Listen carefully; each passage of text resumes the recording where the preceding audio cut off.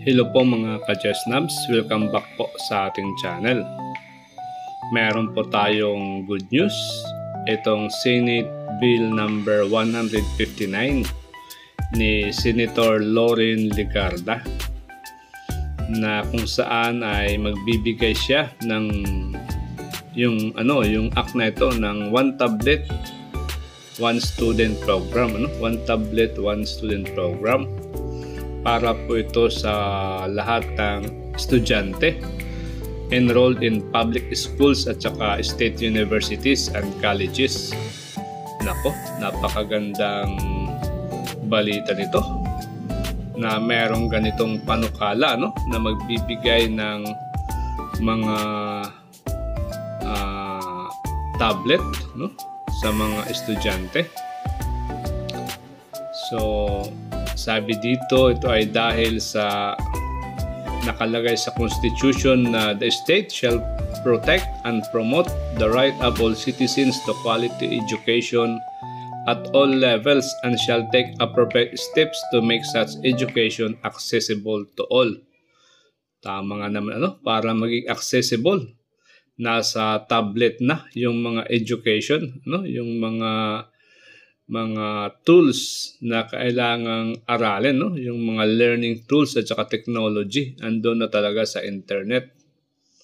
So kawawa na yung mga learners na wala nito. Kung hindi tablet, kahit naman lang siguro cellphone, The bill seeks to institutionalize the one tablet, one student program for all students enrolled in public schools and state universities and colleges. So, napakagandang balita. Sabi dito na report na yung DepEd as of October 2024 ay merong 17% of the students have access to the necessary gadgets for online learning. At saka 37% ng mga teachers ang merong laptop. So, ganito po kahirap ang mga Pilipino pagdating sa pag-acquire nitong mga gadgets na kailangan sa pag-aaral at saka sa pagtuturo.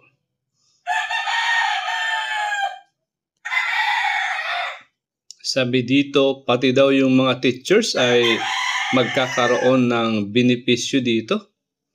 Kasi with proper digital infrastructure, the administrative burden they currently shoulder, which includes 50 non-teaching or administrative tasks, can be significantly reduced.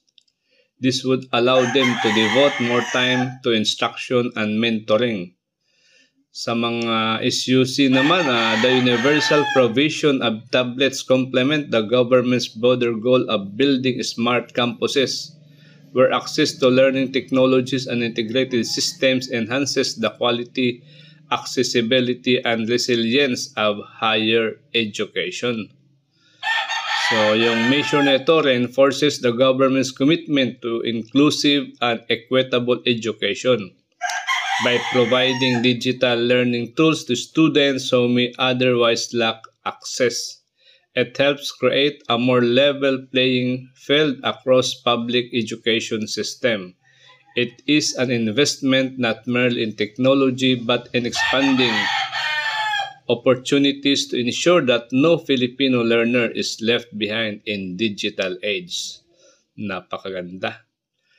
At sana bago ito mangyari, yung mga teachers muna ay makumpletong mabigyan ng mga laptop or tablet. Guys, hanggang dito na lang. Sana maging totoo ito, Bye-bye. Pa-subscribe naman kung di nyo pa ito nagagawa.